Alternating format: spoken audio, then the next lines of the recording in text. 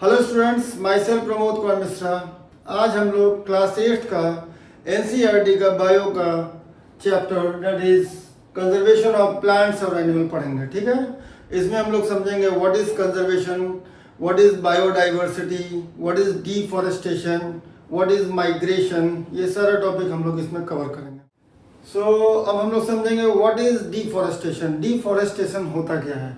तो बोलता है purposeful massive cutting down of trees and clearing of forest to use that land for other purpose. ठीक है, एक फॉरेस्ट है, उसको हम लोग कट कर दिए उसको कुछ दूसरा यूज करने के लिए। ठीक है, उसको हम लोग बोलते हैं डिफॉरेस्टेशन। ये मैसिव कटिंग होता है, मतलब एक साथ पूरा बहुत सारा पेड़ को हम लोग कट कर दिए। ठीक है, तो ये होता है डिफॉरेस्टेशन।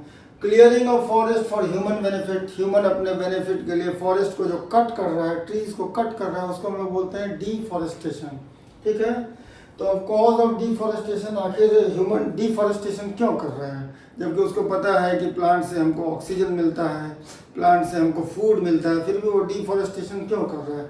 तो पहला रीज़न क्या है कि पॉपुलेशन जो है हमारा काफ़ी इंक्रीज कर गया। ठीक है, तो उसके हाउस के लिए और कोई इंडस्ट्री लगाना है तो मेन लैंड में अब जगह नहीं है, तो हम लोग फॉरेस्ट को कट कर रहे हैं। तो मेन कॉज ऑफ डिफॉरेस्टेशन क्या है, समझना होगा।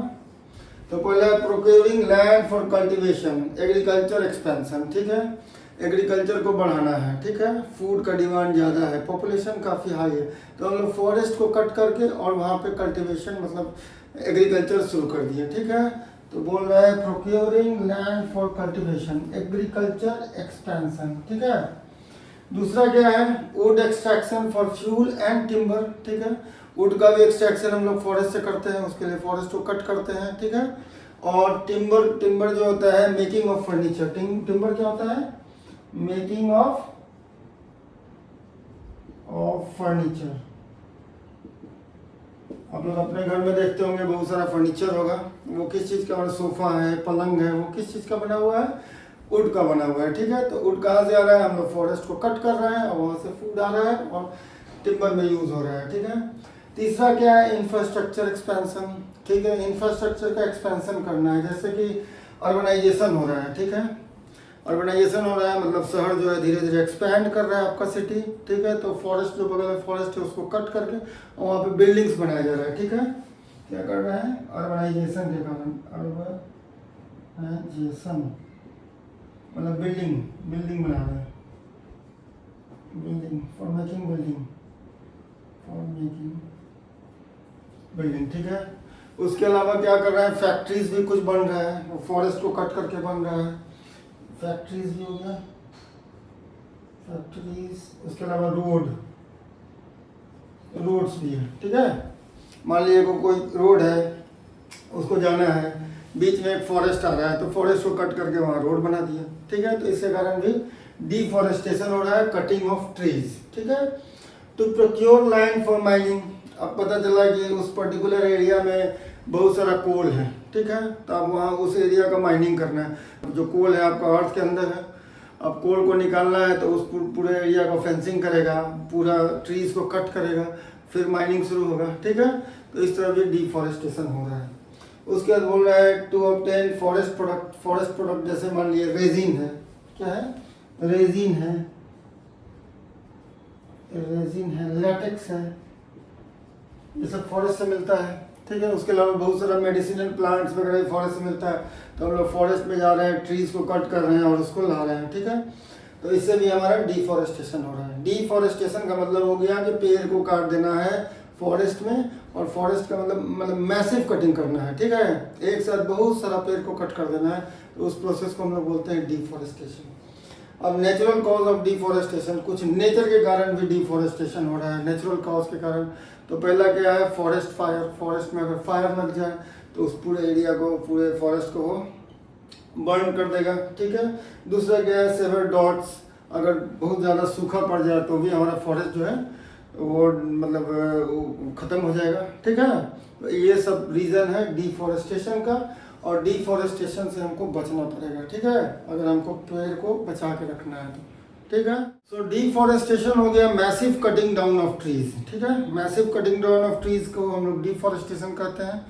अब उसका कॉन्सिक्वेंसेस क्या क्या होगा डिफॉरेस्टेशन का, उसका परिणाम क्या होगा? ठीक है, तो पहला क्या है, loss of habitats. 70% of plants and animals live in forest, deforestation lead to extinction of these plants and animal species. ठीक है, 70% जो प्लांट्स और एनिमल्स हैं वो कहाँ रहते हैं, फॉरेस्ट में। और हम लोग फॉरेस्ट से क्या कर रहे हैं, डिफॉरेस्टेशन, पेड़ को काटते जा रहे हैं, तो आखिर उनका हैबिटेट जो नेचुरल होम है वो तो उसका ख़त्म हो रहा है। ठीक है, इसके कारण क्या हो गया कि उसका हैबिटेट्स लॉस हो रहा है और वो एक्सटिंक्शन में जा रहा है। ठीक है, वो जो स्पीसीज है प्लांट्स और एनिमल का वो धीरे धीरे अर्थ से ख़त्म हो रहा है। ठीक है, तो हमको इसको सेव करना पड़ेगा। ठीक है, दूसरा क्या है, ग्लोबल वार्मिंग। ग्लोबल वार्मिंग क्या होता है, जो extreme change in climate condition increase the CO2 level. ठीक है, जो मान लीजिए कि हम डिफॉरेस्टेशन कर रहे हैं। ठीक है, डिफॉरेस्टेशन के कारण पेड़ को कट कर रहे हैं और पेड़ जो है वो CO2 लेता है। ठीक है, फोटोसिंथेसिस में, और हम लोग को ऑक्सीजन देता है। फोटोसिंथेसिस प्रोसेस में वो CO2 यूज़ करता है और हम लोग को ऑक्सीजन देता है। अब पेड़ नहीं रहेगा तो CO2 जो है वो इंक्रीज करते जा रहा है due to human activities, factories, vehicle, इसके कारण CO2 का लेवल इंक्रीज कर रहा है हमारे एटमॉस्फेयर में, और प्लांट जो है वो भी CO2 को यूज़ नहीं कर पा रहा है। ठीक है, तो CO2 का लेवल जो इंक्रीज कर रहा है उसके कारण क्या हो गया कि जो CO2 है वो हीट ट्रैपिंग गैस है। क्या है, हीट ट्रैपिंग गैस है। मान लीजिए यहाँ पे अर्थ है, एक अर्थ बनाते हैं। ठीक है, अर्थ से स्मोक निकल रहा है। ठीक है, CO2 निकल रहा है, मान लीजिए CO2 CO2 CO2 CO2 इस तरह से।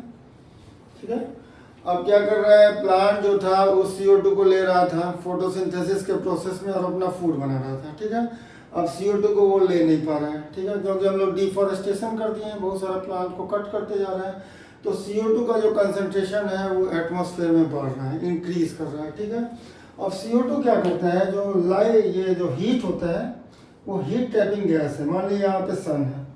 ठीक है, ये सन है। ठीक है, सन से इधर लाइट आ रहा है, हीट आ रहा है इस पर। ठीक है, अब ये हीट जो है वो रिफ्लेक्ट करके फिर वापस लौटता है। ठीक है, वापस लौट रहा है रिफ्लेक्ट के कारण, CO2 जो है उस हीट को ट्रैप कर लेता है। ठीक है, और एक एटमॉस्फेयर का जो टेम्परेचर उसको मेंटेन रखता है। ठीक है, अब CO2 का क्या है, कंसंट्रेशन बढ़ते जा रहा है, तो मैक्सिमम जो हीट आ रहा है सन से रिफ्लेक्ट होकर जब लौट रहा है तो CO2 उसको ट्रैप कर ले रहा है। तो CO2 ट्रैप करने के कारण क्या होगा कि हमारा जो एवरेज टेम्परेचर है पूरे अर्थ का वो धीरे धीरे इंक्रीज कर रहा है। ठीक है, 1 डिग्री 2 डिग्री इस तरह से 2 साल 5 साल में इंक्रीज कर जाता है। ठीक है, उसके कारण क्या हो रहा है, ग्लोबल वार्मिंग हो रहा है। ठीक है, अब ग्लोबल वार्मिंग के कारण क्या होगा कि सेवर डॉट हो जाएगा, काफ़ी सूखा पड़ जाएगा, और रेनफॉल भी या तो रिड्यूस हो जाएगा या इंक्रीज भी हो सकता है। ठीक है, तीसरा क्या होगा कि जो आपका आइस है आर्कटिक और अंटार्कटिक रीजन में ग्लोबल वार्मिंग के कारण वो भी क्या मेल्ट हो रहा है। ठीक है, तो सी का लेवल भी इंक्रीज कर सकता है। तो पूरा जो डाइवर्सिटी है वो प्रॉब्लम में आ रहा है। ठीक है, तो हमको उसको मेंटेन करना होगा, हम लोग को डिफॉरेस्टेशन को रोकना होगा, उसके लिए हम लोग को खुद भी पेड़ लगाना पड़ेगा। ठीक है, तो ग्लोबल वार्मिंग क्या हो गया, extreme change in climate increase the CO2 level. CO2 level increase हो रहा है, हीट ट्रैपिंग गैस है ये, so increase in temperature of earth, जिसके कारण टेम्परेचर ऑफ अर्थ जो है जो रिफ्लेक्ट करके जो लाइट लौट रहा था उस CO2 ज़्यादा होने के कारण उसको ट्रैप कर ले रहा है। तो जो टेम्परेचर है ओवरऑल अर्थ का वो इंक्रीज कर रहा है, टेम्परेचर ऑफ अर्थ क्या है, इंक्रीज कर रहा है, उसके कारण ड्रॉट और रेनफॉल हो रहा है। तो डिफॉरेस्टेशन के कारण पहला हो गया लॉस ऑफ हैबिटेट्स, दूसरा हो गया ग्लोबल वार्मिंग, तीसरा है सॉइल इरोजन, सॉइल इरोजन भी कर रहा है। ठीक है, अब जो वेजिटेशन होता है, ठीक है, जो प्लांट्स होते हैं वो सॉइल को क्या करते हैं, उसको स्टक करके रखते हैं। ठीक है, अपने रूट के थ्रू। अब हम लोग डिफॉरेस्टेशन कर देंगे तो उसको पूरा प्लांट को काट देंगे तो क्या होगा कि वो सॉइल जो है एक्सपोज हो जाएगा। ठीक है, प्लांट रहेगा ही नहीं तो डायरेक्ट एक्सपोजर में आ जाएगा। तो अगर विंड आएगा, फ्लड आएगा, ठीक है, एक्सट्रीम टेम्परेचर रहेगा तो डायरेक्ट टेम्परेचर उस पर पड़ेगा सॉइल पे। ऐसे पहले प्लांट था तो वो उसको रोक के रखता था, तो उसके कारण क्या होगा, सॉइल का इरोजन भी शुरू हो जाएगा। ठीक है, तो ये भी डिफॉरेस्टेशन का कॉन्सिक्वेंसेज है। यहाँ पे loss of habitat, global warming और soil erosion. So consequences of deforestation में अब हम लोग समझेंगे व्हाट इज डिजर्टिफिकेशन। डिजर्टिफिकेशन क्या होता है, तो बोल रहा है gradual conversion of fertile land into dry waste land is called desertification. जो फर्टाइल लैंड है वो धीरे धीरे वेस्ट लैंड और ड्राई लैंड में कन्वर्ट हो जाता है, उसको हम लोग बोलते हैं डेजर्टिफिकेशन। ठीक है, ड्राई वेस्टलैंड में कन्वर्ट हो जाता है। कैसे होता है? तो जो फॉरेस्ट सॉइल होता है इज मॉइस्ट। ठीक है, फॉरेस्ट का जो सॉइल होता है वो काफ़ी मॉइस्ट होता है, बिकॉज फॉरेस्ट जो है उसको पूरा कवर किए रहता है उस लैंड को, तो उसका जो सॉइल होता है वो मॉइस्ट होता है। मॉइस्ट होने के कारण wide variety of micro organism और प्लांट्स वहाँ ग्रो करते हैं। ठीक है, वाइड वैरायटी ऑफ प्लांट्स और माइक्रो ऑर्गेनिज्म वहाँ पे ग्रो करते हैं ड्यू टू मॉइस्ट सॉइल। ठीक है, और डिफॉरेस्टेशन के कारण क्या होगा, जब हम मैसिव कटिंग करेंगे उस फॉरेस्ट का तो क्या होगा कि growth of micro organism impacted. और हम लोग पढ़े थे माइक्रो ऑर्गेनिज्म चैप्टर में कि मॉइस्ट जो इन्वायरमेंट होता है वो माइक्रो ऑर्गेनिज्म के ग्रोथ में हेल्प करता है। तो हम लोग जब डिफॉरेस्टेशन कर दिए तो क्या हुआ, डायरेक्ट सनलाइट पड़ने लगा। ठीक है, विंड आने लगा, तो क्या हो गया कि growth of micro organism impacted. उसके कारण क्या हो गया, this affect the fertility of soil and convert land into desert. ठीक है, लैंड को किस चीज में कन्वर्ट कर दिया, डेजर्ट में। ठीक है, तो ये होता है डिजर्टिफिकेशन। डिजर्टिफिकेशन नाम से ही लग रहा है कि कोई चीज को हम डेजर्ट में कन्वर्ट कर देंगे। ठीक है, तो मैसिव कटिंग डाउन डिफॉरेस्टेशन के कारण क्या होगा कि जो मॉइस्ट सॉइल था वो धीरे धीरे मॉइस्चर उसमें खत्म हो गया, वहाँ पे जो माइक्रो ऑर्गेनिज्म जो फर्टिलिटी सॉइल का इंक्रीज कर रहे थे वो भी खत्म हो गया। उसके कारण क्या हो गया कि वो एक ड्राई लैंड में कन्वर्ट हो गया। इस प्रोसेस को हम लोग बोलते हैं डेजर्टिफिकेशन। ये भी कॉन्सिक्वेंसेज हैं डिफॉरेस्टेशन का। अब है इंक्रीज पॉल्यूशन लेवल। जब हम प्लांट कट करेंगे तो CO2 का लेवल इंक्रीज करेगा तो पॉल्यूशन इंक्रीज कर जाएगा। Imbalance level of O2 and CO2। ठीक है, अब हम प्लांट को कट किए, डिफॉरेस्टेशन किए, तो क्या होगा कि CO2 का लेवल इंक्रीज कर रहा है, बिकॉज प्लांट उतना है नहीं कि वो उसको एब्जॉर्ब कर सके, तो CO2 का लेवल इंक्रीज कर रहा है और ऑक्सीजन का लेवल कम हो रहा है, तो इस तरह से इम्बैलेंस हो जा रहा है। उसके बाद क्या है, डिक्रीज सॉइल फर्टिलिटी। सॉइल की फर्टिलिटी भी कम हो रहा है, अभी हम लोग देखे ही थे, सॉइल का फर्टिलिटी को कम कर रहा है। ठीक है, उसके बाद क्या है, lower ground level water. Ground में का जो वाटर है, रूट जो है उस वाटर को अपने साथ पकड़ के रखता है। ठीक है, अब क्या हो गया कि प्लांट है नहीं, तो क्या हुआ, डायरेक्ट जो वाटर है वो काफ़ी अंदर चला जा रहा है, तो ग्राउंड लेवल वाटर काफ़ी नीचे चला जाता है। ठीक है, उसके बाद फ्लड भी आ सकता है। उसके अलावा अर्थक्वेक और लैंडस्लाइड भी इसका कॉन्सिक्वेंसेस है। अगर मान लीजिए कि माउंटेन एरिया है तो प्लांट जो है पूरे रॉक को पकड़ के रखता है। ठीक है, सॉइल को पकड़ के रखता है। अब प्लांट ही नहीं रहेगा तो वो सॉइल जो है या रॉक जो है वो काफ़ी लूज हो जाएगा और ड्यू टू मतलब रेन या विंड या अर्थक्वेक वो लैंडस्लाइड हो जाएगा। ठीक है, उसको हम लोग बोलते हैं लैंडस्लाइड। सो अब हम लोग समझेंगे व्हाट इज बायोडाइवर्सिटी। बायोडाइवर्सिटी क्या होता है? तो as you know that bio means life. Bio means क्या होता है? Bio means life and diversity means variation. ठीक है, तो ये जो अर्थ है हमारा, इस पे काफ़ी वेरिएशन है लाइफ का। ठीक है, बहुत अलग अलग स्पीसीज ऑफ प्लांट्स हैं and very different species of animals present on this earth. ठीक है, लगभग 15 मिलियन स्पीसीज हैं प्लांट्स और एनिमल्स का, अगर हम लोग इंक्लूड कर दें एक साथ तो। ठीक है, तो बोल रहा है कि एक टर्म जो है कॉइन्ड बाय E.O. विल्सन इन 1985 में एक साइंटिस्ट E.O. विल्सन जो है इस टर्म को दिए बायोडाइवर्सिटी को। ठीक है, diversity means existence of all kinds of animals, ठीक है, plants and micro organism existing on earth. कहाँ पे है? On earth in a particular area and their interaction with each other and their relationship with environment. ठीक है, जितने भी animal उस पर्टिकुलर एरिया में है, जितने भी प्लांट्स माइक्रो ऑर्गेनिज्म आपस में इंटरेक्ट कर रहे हैं और इन्वायरमेंट के साथ में इंटरेक्ट कर रहे हैं, इस पूरे प्रोसेस को हम लोग बोलते हैं बायोडाइवर्सिटी। ठीक है, उस पर्टिकुलर एरिया में अगर मान लीजिए ज़्यादा प्लांट, ज़्यादा एनिमल्स और ज़्यादा माइक्रो ऑर्गेनिज्म, तो मतलब वहाँ का बायोडाइवर्सिटी ज़्यादा है। ठीक है, हाइयर है। अब है क्या ग्लोबल बायोडाइवर्सिटी क्या है? About 15 millions of species. कितना?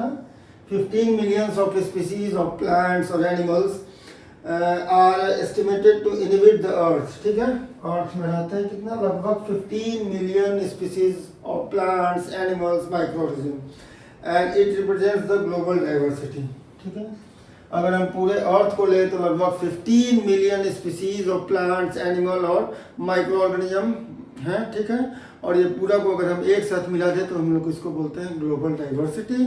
और एक पर्टिकुलर एरिया में प्लांट्स, एनिमल और माइक्रो ऑर्गेनिज्म को ले तो हम उस एरिया के बायोडाइवर्सिटी उसको बोलेंगे। सो कंजर्वेशन ऑफ प्लांट्स और एनिमल में हम लोग समझेंगे पहले कंजर्वेशन होता क्या है। तो conservation simply means saving resources like land, ठीक है, land, water, plants, animals, air, minerals for future use, ठीक है। कोई भी रिसोर्स जिसको हमको सेव करना है फॉर फ्यूचर यूज के लिए, ठीक है। जैसे मान लीजिए आपका एयर है, वाटर है, प्लांट्स है, एनिमल है, उसको हमको सेव करके रखना है किस चीज़ के लिए, फ्यूचर यूज के लिए, ठीक है। मिनरल्स है, उसको हम लोग बोलते हैं कंजर्वेशन। हिंदी में कंजर्वेशन का मतलब होता है संरक्षण, उसको सेव करके रखना है, ठीक है। तो बोलता है एम क्या है कंजर्वेशन का, जो कंजर्वेशन ऑफ प्लांट्स और एनिमल है उसका एम क्या है। The main aim of conservation of plants and animal is to protect and save endangered species, ठीक है, अलॉन्ग विद देयर हैबिटेट्स। जो इंडेंजर्ड स्पीसीज है, इंडेंजर्ड स्पीसीज क्या है कि जिसका पहले पॉपुलेशन काफ़ी था लेकिन ड्यू टू ह्यूमन एक्टिविटीज़ क्या हो गया कि पॉपुलेशन उसका कम होते जा रहा है, ठीक है। और वो डेंजर सिचुएशन में आ गया कि अगर कुछ दिन हम उसको प्रोटेक्ट नहीं किए तो हो सकता है कि वो इस अर्थ से एक्सटिंक्ट हो जाए, ठीक है। उस तरह के स्पीसीज को हम लोग बोलते हैं endangered species along with their habitats, उसके हैबिटेट्स को भी बचाना है, ठीक है। जो प्लांट्स और एनिमल है, हैबिटेट्स क्या होता है, natural home of plants and animals, ठीक है।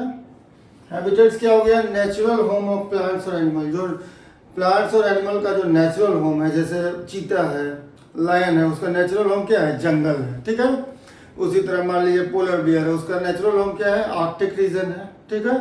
तो इस तरह से उसके नेचुरल होम को हमको बचाना है, ठीक है।